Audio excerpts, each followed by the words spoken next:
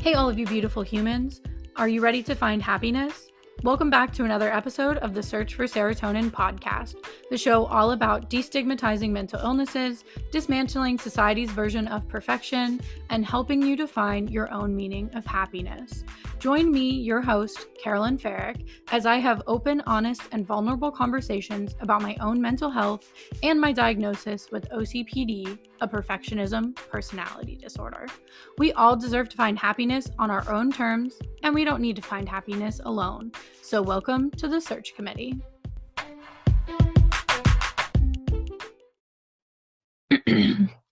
Draw the cat sharp enough to kill a man. Oh my god. Okay. I'm so sorry, guys. I was listening to Taylor Swift before this. And I have just been obsessed ever since she put out Midnights. I actually did not know that it was coming out. So receiving that album was such a surprise. And yeah, so regardless of that awkward intro, what's up, serotonin searchers? Welcome back to another episode of the Search for Serotonin podcast. I am your host, Carolyn Farrick, and for me, currently it is Sunday morning, and I am so content right now. I'm so content. I'm chill. I was vibing to some Taylor Swift, having a good morning. And this episode is gonna ruin my mood, and it's in a sadness kind of way, not like it's like a bad episode or anything like that. But I had to re-record part of this episode. Well, I'm re-recording it now, but I first recorded the first part of this episode right after I had therapy this week. And I intended to make it a podcast recording, but it turned more into a trauma dumping and processing recording. And I didn't want to give you guys the whole in-depth 50-minute video that I recorded, and I didn't want to try and edit that. So here I am sitting down to just do a fresh all the way through episode. So like I said, I was jamming out to some Taylor Swift this morning. The song that I was singing was Vigilante Shit, which IMO best one on the album. I also like You're on Your Own, Kid and Antihero. So if that doesn't show you guys my trauma, I don't know what really would, but those three really resonate with me, really speak to me. So I've been kind of playing those ones on repeat and filtering through the others as I can. If you guys are not Swifties like I am, then you probably have no idea what I'm talking about. But no offense, with all due respect, I don't care. Either go listen to Midnights or just get past this section because I'm going to talk about it. Because highlight of the week, new Taylor Swift music can literally fix anything. I have been a big Taylor Swift fan all the way back since I was in grade school. Like when I was in Catholic grade school, me and my best friend used to jam out to our song like all the time. We thought it was the coolest thing ever. Even in high school when Red came out, I was still a loyal stan. And then a few years ago, I just dropped off of her music and I didn't come back until she put Lover out. But ever since then, it's been nice to be listening to Taylor Swift again because she is such a badass bitch, such a great role model. She speaks out on important topics, and I really appreciate that about her. And she is just a wonderful person, in my opinion. All right, so with that being said, the whole reason I'm talking about Taylor Swift, it applies to the episode, it ties in, I swear. We're all coming full circle. I just like to ramble, and you guys know that. So the reason I wanted to mention Vigilante Shit is because when I heard this song this week, I immediately connected to it, the serotonin, self-confidence, remembrance of who I am as a person that re-entered my body when I heard that first opening line, when I first heard the song, shit, what is it? I fucking forgot it. I'm not a Taylor Swift stan. Sorry, guys. No, it's Draw the cat eye sharp enough to kill a man. Like that is just it speaks directly to me. The entire song was just so on brand and it just made me feel so good listening to it. And it was kind of a foreshadow of what was to come and how I kind of felt in therapy and where I'm at now. But with that being said, this episode is very heavily focused on therapy. I do want to give a quick trigger warning out there to people. There will be mention of sexual assault. So if you have any sensitivity to that, or you cannot listen, or you just do not want to or like to listen about all of that, I completely understand. Maybe just skip this episode and we'll see you back here next Monday. So I know that I personally have the luxury and the ability to afford therapy, but I know a lot of people out there do not have that same luxury. So if you guys have missed my past couple episodes, I have been talking a lot about a telehealth therapy matching service, and that brand is called Matcha Health. Go check out Matcha if you are somebody who's been wanting to do therapy, but maybe the cost or, not having health insurance is what has been holding you back. Or maybe you haven't found the right therapist and you're just waiting to find that perfect person before you commit. Go follow Matcha on Instagram and TikTok at matcha.health. I am actually working with them to do some pretty cool and exciting things, like I have been prefacing. But the reason I'm so passionate about Matcha and the reason I continue to talk about them is because they really help people make therapy accessible. And I was actually talking to my mom about matcha this week, and it's so cool because me working with this brand and me doing my podcast has allowed me to have these really open and vulnerable conversations about really important topics with people in my own life. And so I was explaining to my mom how I was getting this opportunity to work with them and what they do, and how I really believe in everything that, they put out there and that they're allowing me to be a part of. And we kind of got into this whole conversation about how I posted a video online this week on my podcast page on Instagram. And if you guys don't follow the Instagram, you might not know that I do a reel series. Just any day that I feel inspired, just record a quick little video of myself, regardless of how I look or feel, to remind myself that I'm alive, I love my body, and I'm grateful for, all the things that it has done for me. Because since what I'm going to get into in my therapy session segment, since that incident happened, I haven't felt comfortable in my body. I haven't felt safe in my body. I haven't loved my body. And so if me doing these tiny 4-second videos once or twice a week helps me feel better and reminds me how far I've come, and if I put it out there and it inspires someone else, which every single video I've gotten at least one person that'll say, hey, this is so inspiring. Thank you for sharing this. I want to start doing this now too. Like, if I can do that, that's so cool, so monumental, because not everybody has access to therapy like I do. Not everybody has access to medication like I do. So if me sharing what I've learned and what I'm working on online, a place that everybody has access to, everybody can use as a resource, if they can see my stuff and feel any sort of comfort or community or, resemblance, then why would I not put it out? And I was talking to her about this episode because I had recorded the segment that I talked about recording and trauma dumping into. And I was like, yeah, actually this week I had a topic where I'm like, I don't know if I want to put it out. It just like, it's really hard for me and I don't know what people are going to think. But then you think about the people who hear this and don't have anywhere else to turn or anyone to talk to, and they hear this and they realize, oh my God, I'm not alone. I'm not the only one out there. I feel less like a weirdo and more like this is something that we deal with as human beings. And that, oh God, I'm already starting to tear up, you guys. I told myself I was not going to cry, which is why I wanted to re-record, because I was sobbing the last episode. But it's my mom. She gets me. And whenever my mom gets emotional and vulnerable, it doesn't happen a lot. So it really does like mean a lot to me when she does that with me. And so my mom started to open up to me about how she kind of felt that same way. There's a lack of support, there's a lack of resources, because I told her my one guest who recently talked about postpartum depression, said postpartum is a very common thing. We all know and have heard of postpartum. But when she was going through it, the only resource she was given was access to a Facebook group of other women. There was no, professional services, no like PDF sheets, anything like that. They said, here, join a Facebook group and just kind of be with these other people who have also experienced it, who also don't have resources or support.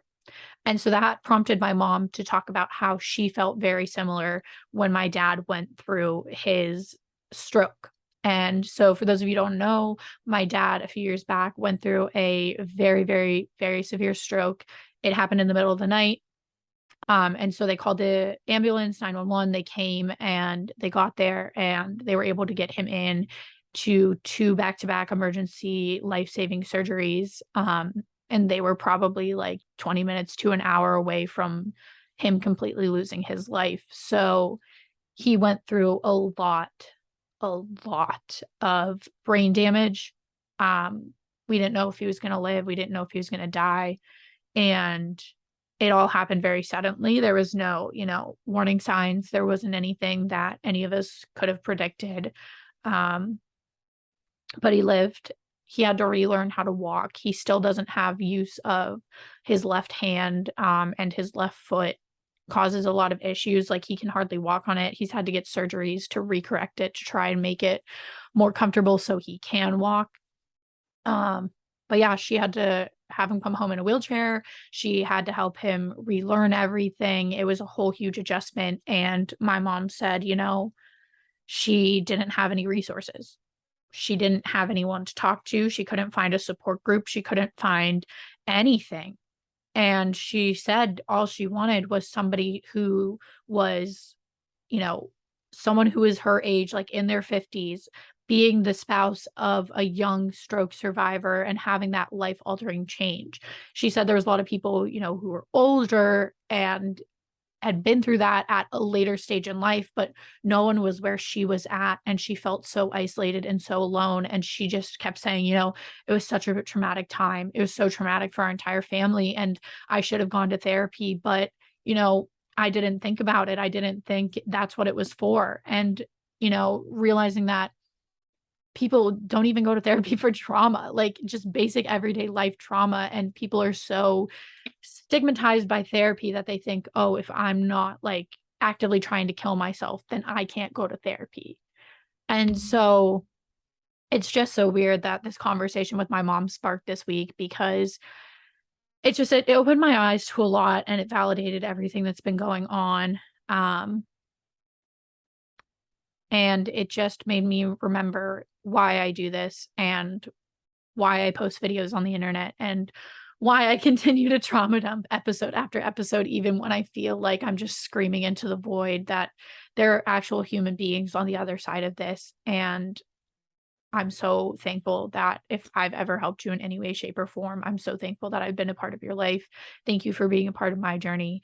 And buckle up, because this next part of my journey I always hate talking about, but we're going to get into it. We're going to jump into therapy think. I'm going to take a little pause to get some tears out before we get into it, and then we'll jump into what gave me such a rude awakening this week and what brought me a whole lot of tears.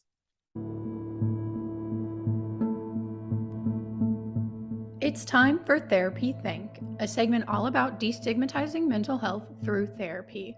During this segment, I will give you a sneak peek inside of my weekly therapy sessions and share what I took away from therapy this week.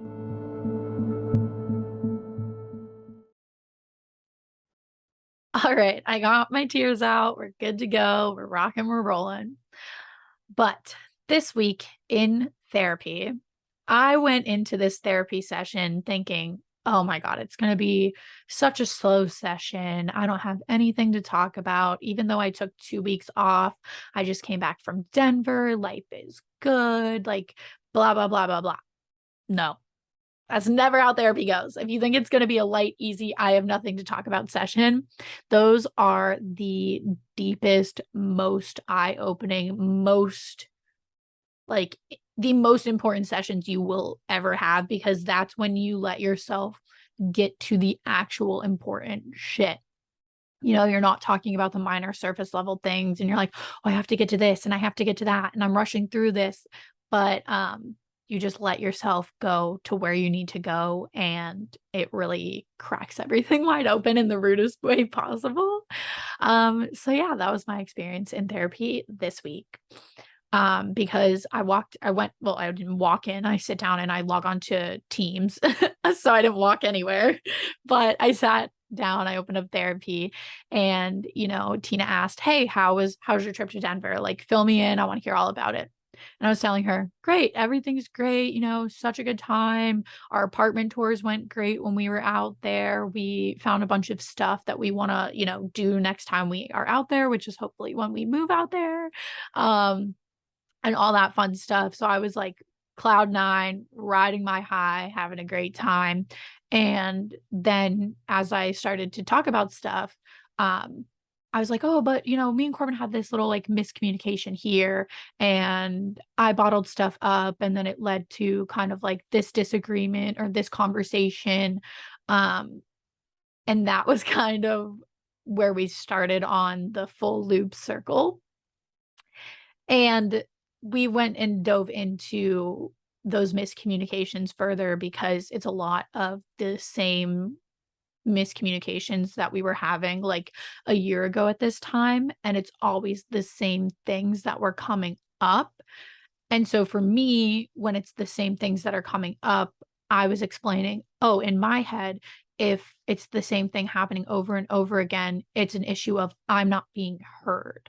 And so if I'm not being heard, that means I'm not being respected. So then if I'm not being respected, I'm not contributing. So then I shut down, bottle it up, and then it gets to like a whole big all at once pile on." And so from my perspective, I was like, "Yeah, it's not me. Like, I'm just not being heard, blah, blah, blah, blah, blah," which wasn't true. And which is why I go and see Tina and I process this stuff with her because she helps me get to the real root cause. Sorry guys, I'm trying to be like, extra energetic, extra bubbly because when I have to talk about these things, I am not good at being vulnerable.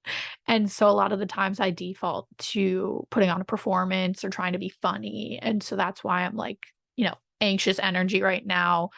So let's try and take a deep breath, bring it down. Because I want to be calm and I want to give you guys an accurate depiction of these feelings. I don't want to put on the everything's fine performance version. I want to be vulnerable. I want to be honest. I don't want to think about perfectionism for a second. I want to think about conveying this in the way that I want to convey this to all of you. So,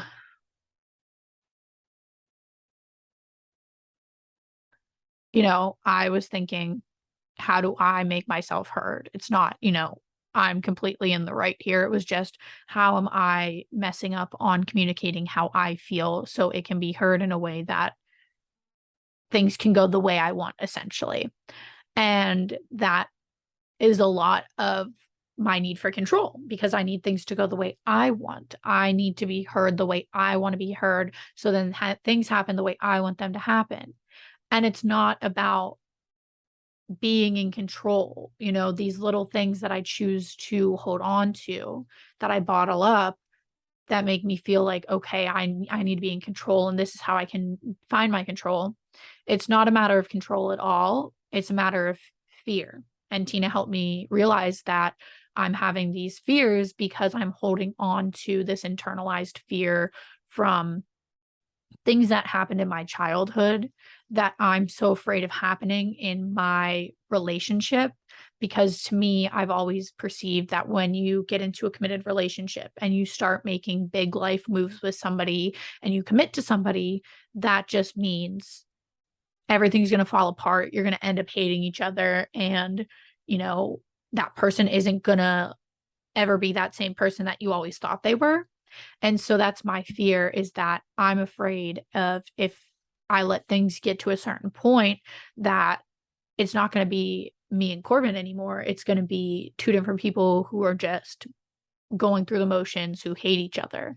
Those fears that I hold on to, I'm so afraid of getting to this point or being a certain way or, quote unquote, ruining my relationship.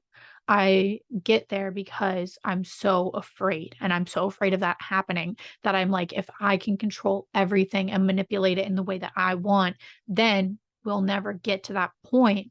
But then me trying to control everything so much just ends up us getting to that point because we're not communicating correctly. I'm holding on to things because I'm afraid. I have this like, internal stuff that I'm battling through. And again, the other person I'm with has no idea what's happening because I'm not expressing that. I'm internalizing it because I feel like, yet again, I have to handle it all by myself. Because if I ask for help, then people are going to leave. People are going to, not like me. People are going to realize that I'm not worth it. Whatever internalized limiting belief and fear that I have, that's kind of where I was going. So as I'm processing all these emotions, Tina, she kind of like stops me at one point and she says, now I want to ask you this just because of how, you're talking about things and what I've learned from working with you over these past couple of years is she asked me, have you ever processed the sexual assault that happened to me in 2018 in therapy? Because she knows that we've talked about it before just as a reference point kind of thing. And she knows that I was working with a therapist prior to her. 1 year after the sexual assault, I had a panic attack, a PTSD reaction to the event, and which is what originally made me seek going to therapy in the first place, which put me on this whole journey. But I told her, no, I never talked to that therapist about it because I was still very hesitant about therapy. I wasn't opening up fully. I was doing more of the performance, ha ha ha, everything's great. Here's the very surface level bullshit that I give everybody to make it seem like I'm actually okay, kind of deal. And I never really opened it up. My only attempt at processing it or acknowledging it since then was recording the podcast episode that I put out a while back. But if you guys have heard that episode, at the end, after I'm done explaining everything, I say, this is the last time I'm talking about this on the podcast because I don't want this to define me. I don't want to take this with me moving forward. But really, all that did was suppress it even further. And I didn't want it to define me because I didn't want to acknowledge that it actually happened. Yes, I talked about it because I thought if I talked about it on the podcast and I put it out into the world, then I never have to talk about it again. I'd never have to acknowledge it. I'd never have to process it. I never have to do anything else with it. I could just be like, here, it's back there. I'm over here. That's not me. Whatever, whatever. And she told me she could tell. She could tell that I never processed it because she said she saw it. She sees it. She still sees it every day. She sees it every time I talk about the miscommunications that I have with Corbin. She sees it when I, continue to further isolate myself, my continued lack of self-worth and confidence and all of that kind of stuff. It's tied to not processing this major, terrifying, heartbreaking thing that happened to me because I let this idea of I need to be this perfect person. I need to be this great role model. I need to have this certain image and this doesn't fit in that image. So I can't acknowledge it, but that only continues to hurt me.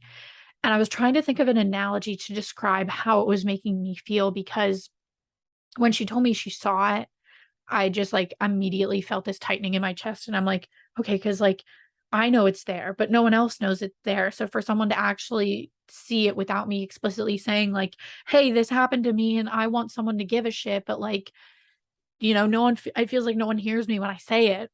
And she saw it and she made me feel like just very safe in that moment. And like I wanted to explain, yes, what you're saying is correct. And I need a way to express this in an accurate way of how I'm feeling. And I was going to say, like a ball chained to my ankle, but I was like, that's too obvious. That's too obvious of like the heavy pain it's been causing me. And before I even mentioned that I'm trying to think of an analogy in my head, Tina goes, it's almost like you're carrying around this backpack, this really heavy backpack everywhere you go. And, it may just look like a backpack, but it's actually causing so much hurt and so much pain and you can't get rid of it and you can't put it down, but it's not so prevalent, but it's there and it's there and you can feel it. But to everyone else, it just looks like you're walking around like a human being with a backpack on. And that's when I lost my lost my shit, essentially. I just started bawling at that point because that was it. That's the feeling. That's sadness, the constant cycle of up and down, that's where it's all coming from. And it's scary if anyone out there has ever survived sexual assault. First things first, I want to give you a big hug and tell you that you're amazing. But if you've ever experienced a sexual assault, you know how scary it is. Because we live in a society where women are, convinced not to speak up. We're convinced that we don't matter enough to talk about this. The lives of and the futures of our assaulters mean more than ours. So we should just shut up, take it, and keep quiet. And if you listen to my episode, you know that at the time of everything that happened to me, I was very, very, very broken, very unwell mentally and physically. And I was going through a lot already at the time that I couldn't take on another battle to fight. So I didn't use my voice. I didn't speak up. I didn't press charges. I didn't get help. I didn't talk about it. And I just pretended like it never happened.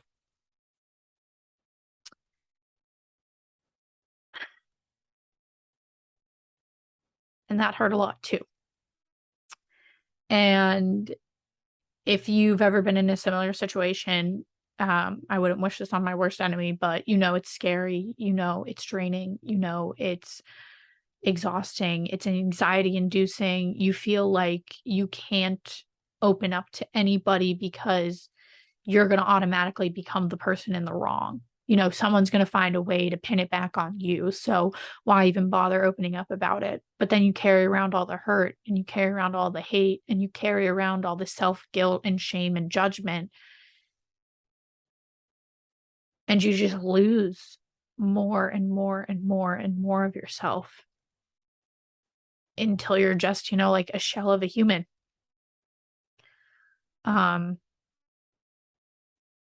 So anyway, she asked me if I was aware that, it had this effect on me. And I said, yeah. Oh no. I'm so goddamn aware of it. It's actually painful because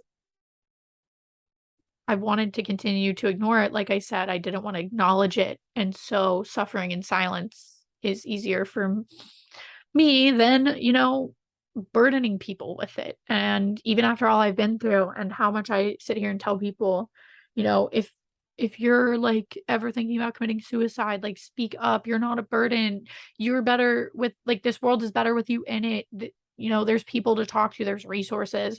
Yet here I am being ashamed of surviving sexual assault and not wanting to talk about it because I don't want to burden people, when we're in a day and age where people need to have people speak up about it more than ever, because it's so sickening to me that almost probably every single one of you, if you are a woman, you can relate in some way, shape, or form to what I am saying right now. And to me, that's disgusting and heartbreaking, and it pisses me the fuck off.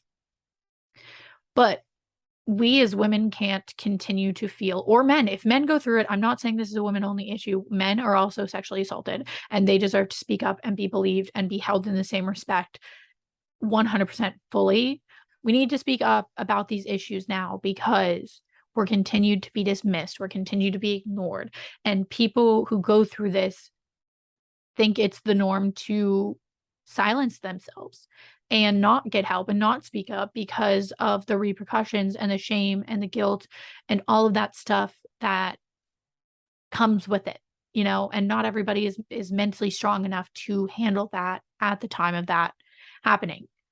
So then Tina asked me what would happen if we were to talk about this in therapy. What if we were going to work through it? What would happen? And I said, well, if we were to do that, I could probably start to let this go, and not like let it go, like forget it ever happened and what I've kind of been doing. I mean, like, let it go as in setting down the backpack, I still own the backpack. I still have that backpack. The backpack's gonna sit in my closet and be there. And I'm gonna, even if I throw away the backpack, I'm gonna remember that I owned the backpack at one point in my life. But I don't have to carry the backpack every day, every movement, every moment, everywhere I go. The backpack is no longer attached to me. The backpack is no longer a part of my body. The backpack is just something that I once had. And I want to let it go. But in that moment when I was talking to Tina, I also thought this is a really fucked up thing to say. But in a way, it almost needed to happen the way that it happened, because if that didn't happen to me, I wouldn't have slowed down. At that point in my life, I had a lot of momentum going for me. I had a lot of drive. I had a lot of hope for my future. But then this incident happened and it basically stopped me right in my tracks. My momentum completely came to a halt. Um, and I just, I was sad, I was tired, I was like, mentally drained. And if that didn't happen to me, I probably would have continued to go at the speed that I was going, continued to ignore what I wasn't processing, and, continuing to ignore the fact that I needed to address my mental health. And so if I didn't slow down and I didn't start to kind of isolate and I didn't start to do the things that I did, then I never would have stopped and looked at myself, and I never would have been where I am today. And I looked Tina dead in the eyes and I said, if it didn't happen, I guarantee you I wouldn't be here. I'd be dead. I would absolutely be dead, because if I didn't start taking care of myself and looking at myself, fully looking at all parts of myself and becoming self-aware and realizing, these are my actions, these are how they affect people and me, and that's not how I want to be, and this is who I want to be, and this is how I want to act, and this is how I want to feel. If I didn't do any of that, I wouldn't be here and I wouldn't be alive to be sharing these stories. And that really also got me, is that in some weird fucked up way that this happened to me, but it also saved me in a sense that I really showed up for myself. I started showing up for myself even when I didn't know how to. I started to listen to myself more. I started to be there for myself more, but I hid and I got stuck in the what if spirals and the shame spirals and the fear and the guilt, and I put it on myself, and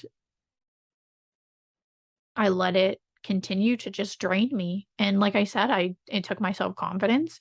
It's why I constantly go through these cycles of I don't know who I am. I don't know who, like, I don't know what my life is anymore. This doesn't feel like me. This doesn't feel real. I want to run away. I want to get out. And it's all because I'm just a shell of a person. But I want to take a second to speak directly to anybody else who has been sexually assaulted, to anybody else who has not spoken up about it, to anybody else who has felt so alone, or anything similar to what I've been saying on this podcast. I just want to tell you guys that you guys have so much value. You are so amazing. You are so important. You have so much to give to this earth, to this world. And I know someone took something from you at one point in time, and I know you're probably sad that you haven't been able to get yourself back fully. Um, but I want to let you know that what nobody can ever take away from you is your resiliency. your ability to move forward, your ability to continue on and give yourself a purpose and a passion and something to live for again. You will find yourself again. You can find yourself, and if not a better version of yourself. And this doesn't have to be the end point. This is not the destination. This is just, the backpack that you're carrying right now. Um, but you can put it down. You can put it down now and it's going to be okay. Just put the backpack down, breathe, and remember that you are you. You are 100% fully you, and nobody can take that and your power that you have inside of you away from you. So with that being said, um it was a heavy week. In the upcoming weeks in Therapy Think, we will be diving further into me processing my sexual assault trauma that I'm carrying around. Um, I don't want anybody to pity me. I don't feel bad for myself anymore. It's just a sense of I'm ready to let it go. I'm ready to remember who I am. I'm ready to feel amazing, confident, and powerful again 100% of the time. And like I said at the beginning of this episode, I am on my vigilante shit. I am embodying that song. I'm feeling badass, confident 100%. So if you're out there and you're ready to also be on your vigilante shit, your bad bitch era, welcome. We're in this journey together, and I will see you guys next week in Therapy Think. Let's head on over to Serotonin Script so we can turn the episode around for a little bit of positivity and a little bit of serotonin before I send you guys off for the week.